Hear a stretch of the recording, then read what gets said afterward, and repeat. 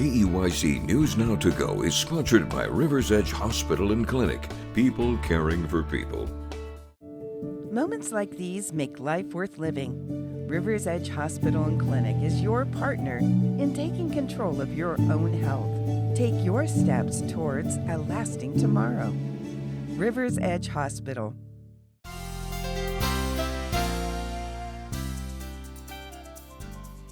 Hello, good morning and happy Monday. Thanks for joining us for this KEYC News Now to Go update. I'm Jackson Jurek, and in a few minutes I'll be joined by First Alert meteorologist Caitlin Lohr with a look at today's forecast and the First Alert day that we're having currently.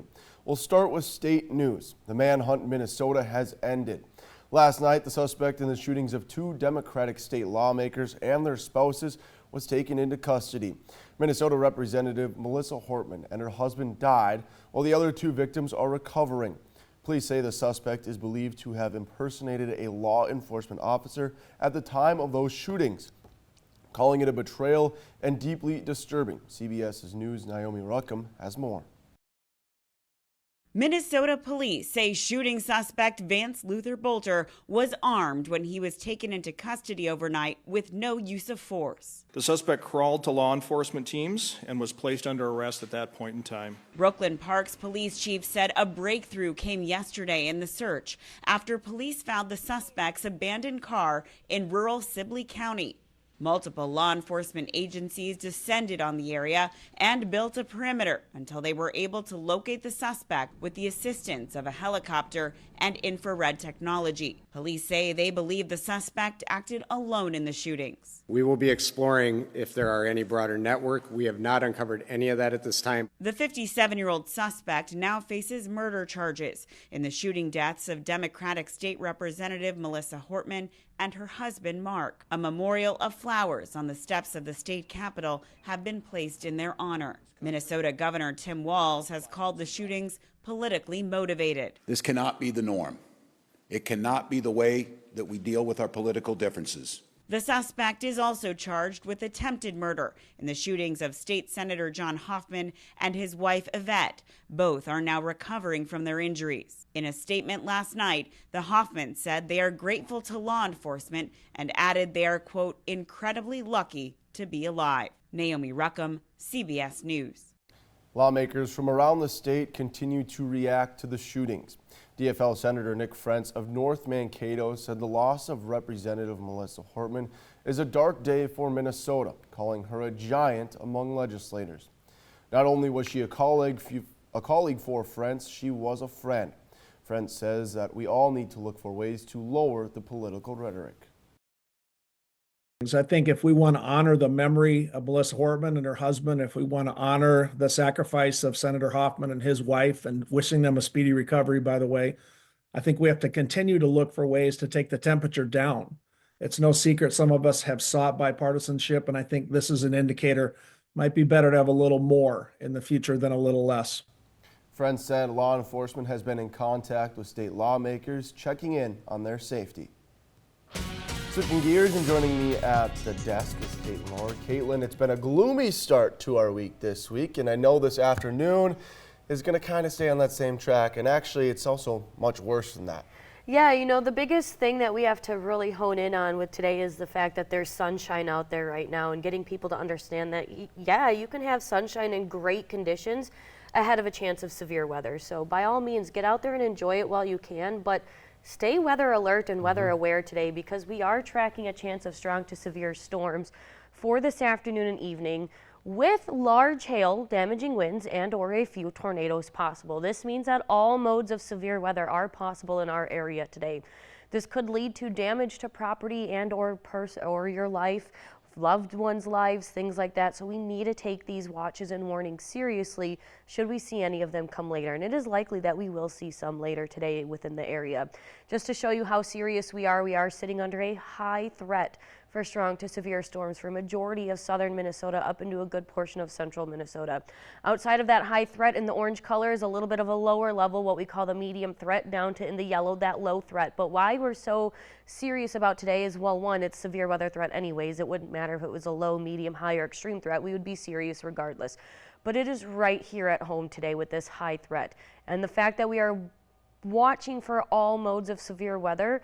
We are going to be watching that all day today. We're going to be watching the current conditions leading into the forecast of the now conditions or now casting when we see those showers and thunderstorms start developing. So let's talk about it. Like I said, we've got some sunshine out there right now, and we are going to see a mix of sunshine with cloud coverage. Get out there and enjoy it while you can, but again, stay weather aware. Make sure you have ways of getting updates right to you wherever you are throughout the day today. We'd see a couple isolated showers, maybe a thunderstorm or two around 2 o'clock this afternoon with a few showers moving through the area and then a little bit more sunshine.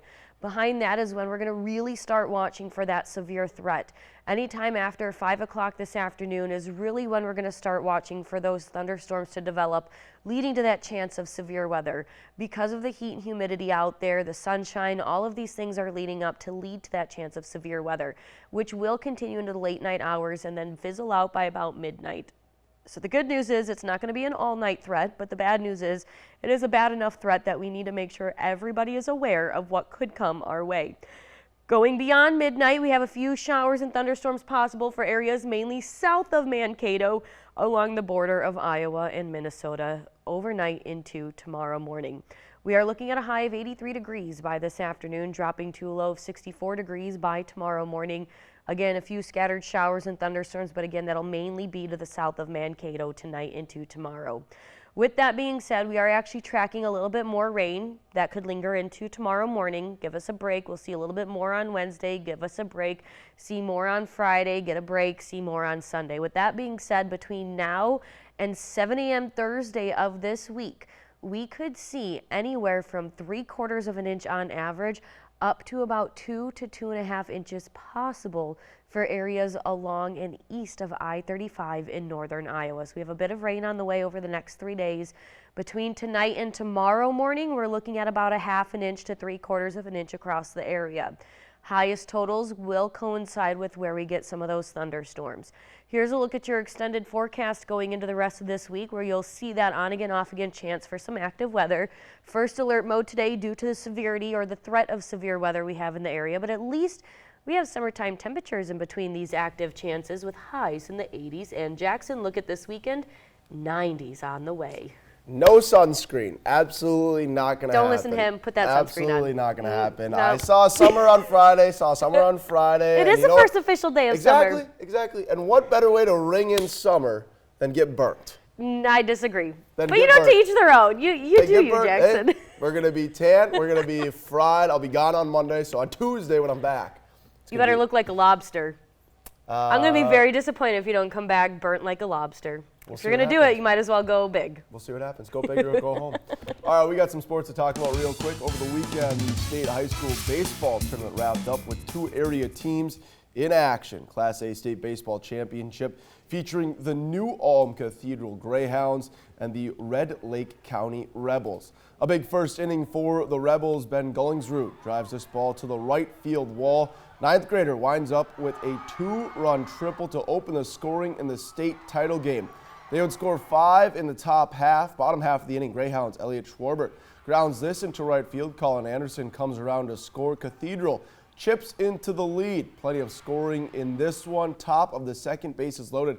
Keegan Schmitz finds the left center field gap. That is trouble, and down 3 Rebels come around to score as Red Lake County takes an 8-1 advantage over Cathedral. Rebels aren't done yet. Owen Cheverstad drops a base hit to left.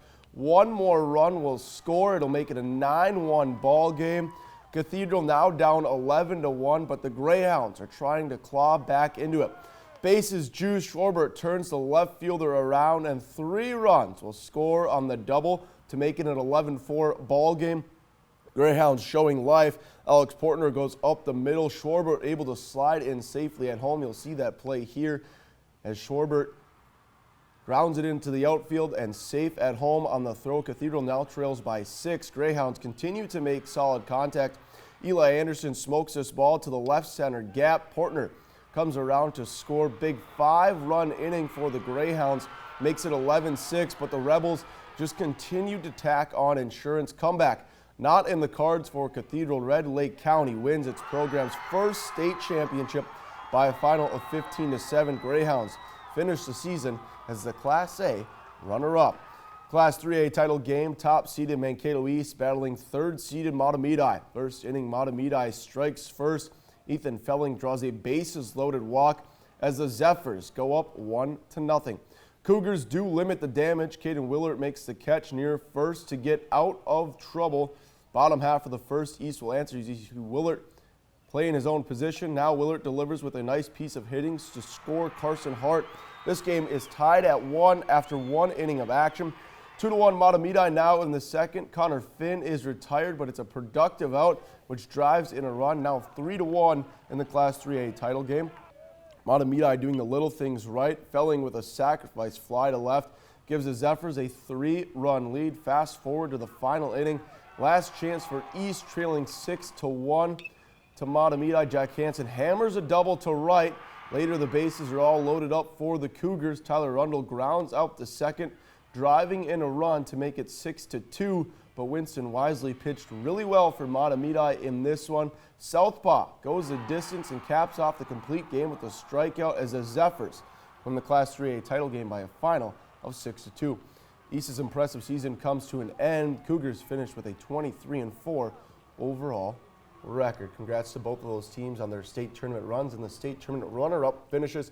That'll do it for Caitlin and I. Thanks for watching this KEYC News Now to Go update. Stay with KEYC News Now for the latest local news, weather, and sports on our website. And download the free KEYC News and Weather apps for the latest headlines and forecast.